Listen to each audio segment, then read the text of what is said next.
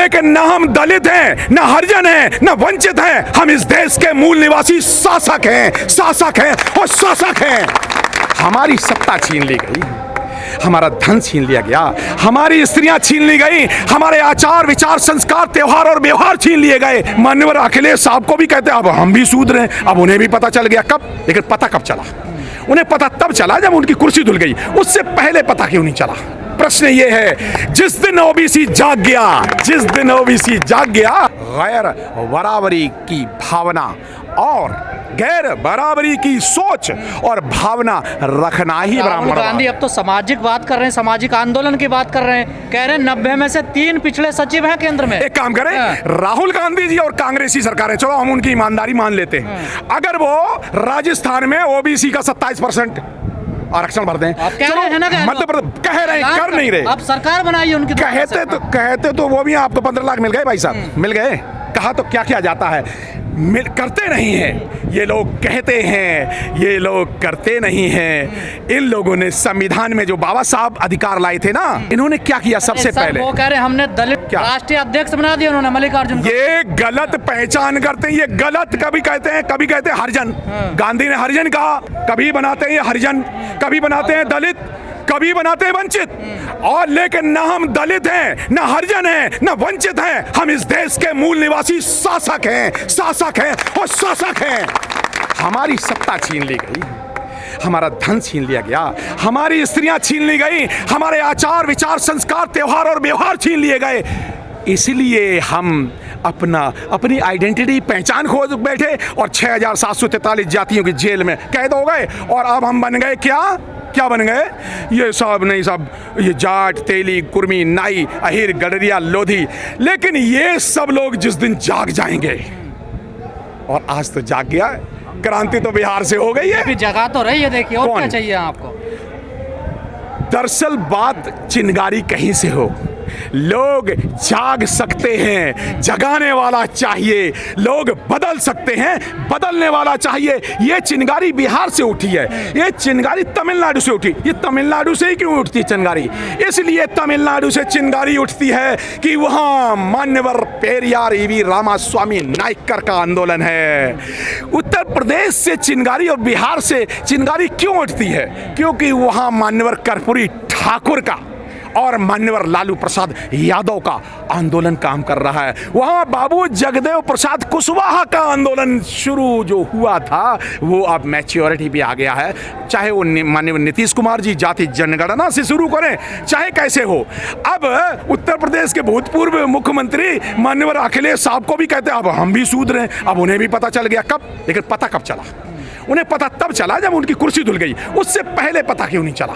प्रश्न ये है, जिस दिन ओबीसी जाग गया, तो ये ओबीसी लीडर नेतृत्व जो करते हैं, दरअसल ओबीसी जाग रहा है। कहाँ जाग रहा है? संसद में रमेश बदूड़ी कह रहे हैं मुल्ले कटुए, आपके सांसद को बताइए।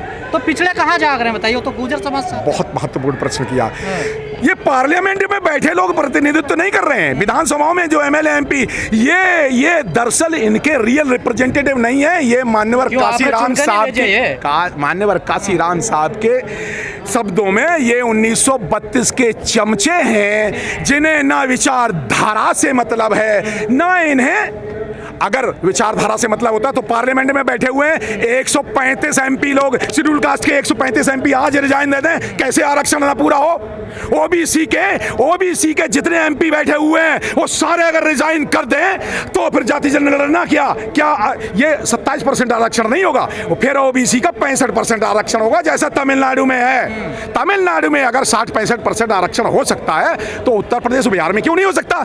तो दरअसल बात क्या है, जब आप अधिकारों की बात करते हैं, जब आप अधिकार मानते हैं, तो उसी समय भावनाओं में कोई मंदिर भेज दिया जाता है, कभी कहीं कोई बम फूट जाता है, कहीं कोई आतंकवाद पैदा हो जाता है। जब इस देश का गरीब वर्ग 125 करोड़ लोग जब अधिकारों और अपना हिस्सा मांगेंगे, लेकिन अब तो जाग चुके हैं। सर, अब हम एक चिंगारी लगाई है बिहार से, आपको नहीं लगता देश में उथल पुथल मचेगी इससे? अभी देखना 6-7 महीने बाद सरकार तो बदल ही जाएगी, इसमें तो कोई शक ही नहीं है, वो होना भी नहीं चाहिए किसी को। सवाल सरकार बदलने का नहीं है, सरकार और सोशल स्ट्रक्चर भी चेंज आने वाला है। क्या चेंज आने वाला है?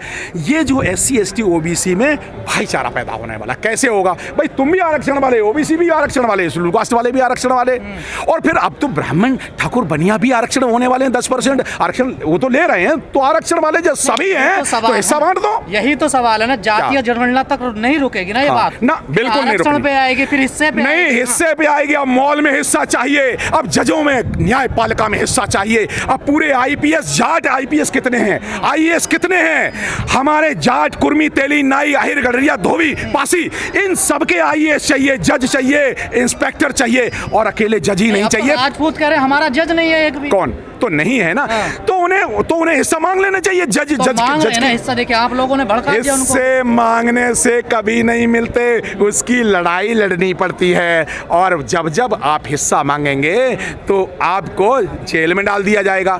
पत्रकार जब अपनी ईमानदारी का हिस्सा मांगते हैं तो जब सच बात कह देते जेल में डाल देते हैं। अरे क्या पता हमको जेल में कल डाल दें। जो भी व्यक्ति सच बोलेगा, उससे जो चोरी करने वाला व्यक्ति है, कहाँ, ये मैंने नहीं कहा, ये मान्यवर काशीराम साहब ने उरई में, जालौन में कहा। कब कहा? सितंबर 1986 में कहा। सितंबर 1986 में मान्यवर काशीराम साहब कहते हैं कि जब जनता हिस्सा मांगेगी तो चोर लोग, जिन लोगों ने 90% धन चोरी कर लिया है, जिन लोगों ने सीटें IAS IPS और जजों की सीटें चोरी कर रखी हैं, ये सब लोग उस व्यक्ति के खिलाफ हो जाएंगे और उसको प्रताड़ित करेंगे, जैसा कि बहुत सारे पत्रकारों को प्रताड़ित किया जाता है। लालू प्रसाद यादव को जेल में डाल दिया गया, इसलिए जेल में डाला, OBC को पता ही नहीं चला कि मान्यवर लालू प्रसाद यादव जी को क्यों जेल में डाल दिया। दरअसल वो बहुजन आंदोलन की बात कर रहे थे। घोटाला नहीं किया था। घोटाला? अरे हम आप पे चिपका दें, आप घोटाला यहाँ पे कर रहे हो, तो बना दिया ना, बनाने को क्या फर्क पड़ता है? हाँ, क्योंकि जज हमारे जज हैं, हमारी पुलिस है, हमारा IPS है, हमारा DM है, हमारा जज देने वाला। तो न्याय, यहाँ की न्यायपालिका न्याय नहीं निर्णय देती है, और निर्णय सही गलत हो जाता, नीचे वाला निर्णय गलत दे देता, जेल में भेज देता, फिर ऊपर जाओ, फिर वह ऊपर वाला गलत देता, फिर सुप्रीम कोर्ट जाओ, उसमें लग जाती 20 साल लग गए मान्यवर लालू प्रसाद यादव जी को लड़ते लड़ते। सवाल ये हजारों करोड़ का जिन्होंने घोटाला किया है, 10,000 करोड़ ले जाने वाले, जो हमने टाइटल नहीं लूंगा जानबूझ के, वो लोग तो घूम रहे हैं, और 63-65 करोड़ में आपने बुक कर दिया, उनको 20 साल सजा दे रहे हैं। क्यों भाई? सरकार की इंटेलिजेंस एजेंसियां क्या एक ऐसे 1000 करोड़ वाले को पकड़ के अरेस्ट करके क्यों नहीं ला सकती? सरकार की इंटेलिजेंस एजेंसियां ये लोग बाहर से पकड़ के क्यों नहीं ला सकते? और यहाँ पे लेकिन दरअसल बात है, ये तो लूटने वाले लोग हैं, ये क्यों पकड़ेंगे अपने रिश्तेदारों को? सवाल ये है ना।